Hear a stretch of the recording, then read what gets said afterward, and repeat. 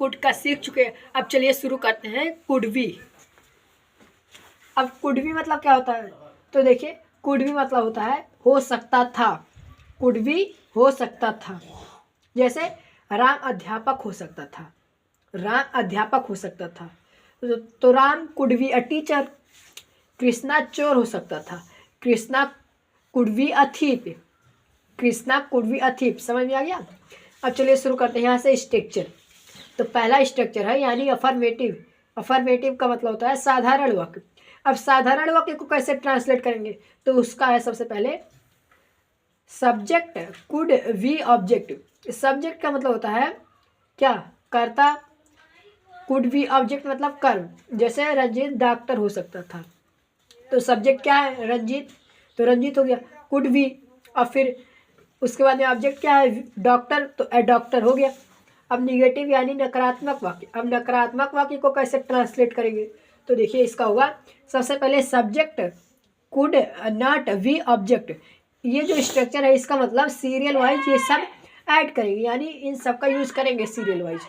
जैसे राम चोर नहीं हो सकता था, तो सबसे पहले सब्जेक्ट क्या है, राम, फिर कुड नॉट वी चोर, तो अथीप। अब इंट्रोगेटिव दो तरह से होते हैं। इस सबसे पहले इंट्रोगेटिव जानिए। इंट्रोगेटिव मतलब होता है प्रश्नवाचक वाक्य, जिसमें प्रश्न पूछा जाए। अब प्रश्नवाचक वाक्य इंट्रोगेटिव है, simple interrogative, double interrogative. Simple मतलब जिसका उत्तर हाँ या ना में आए, जिसका उत्तर हाँ या ना में आए। जैसे क्या राम चोर हो सकता था, हाँ, नहीं। तो उस सेंटेंस को कैसे, जिसमें हाँ या ना का उत्तर आए, उस सेंटेंस को कैसे ट्रांसलेट करेंगे, तो सबसे पहले उसमें यूज करेंगे कुड, फिर सब्जेक्ट वी ऑब्जेक्ट और लास्ट में क्वेश्चन मार्क, क्योंकि यही शो करता है ही कि ये इंट्रोगेटिव है।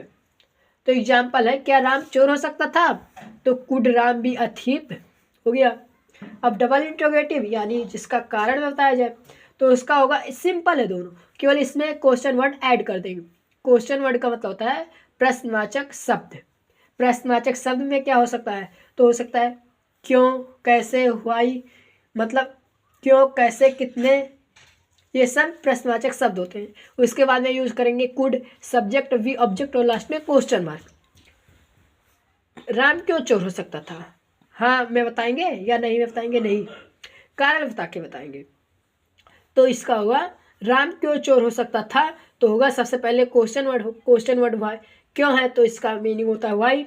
फिर उसके बाद में कुड यूज करेंगे, फिर सब्जेक्ट क्या है राम, फिर वी, और ऑब्जेक्ट क्या है चोर, अथीप।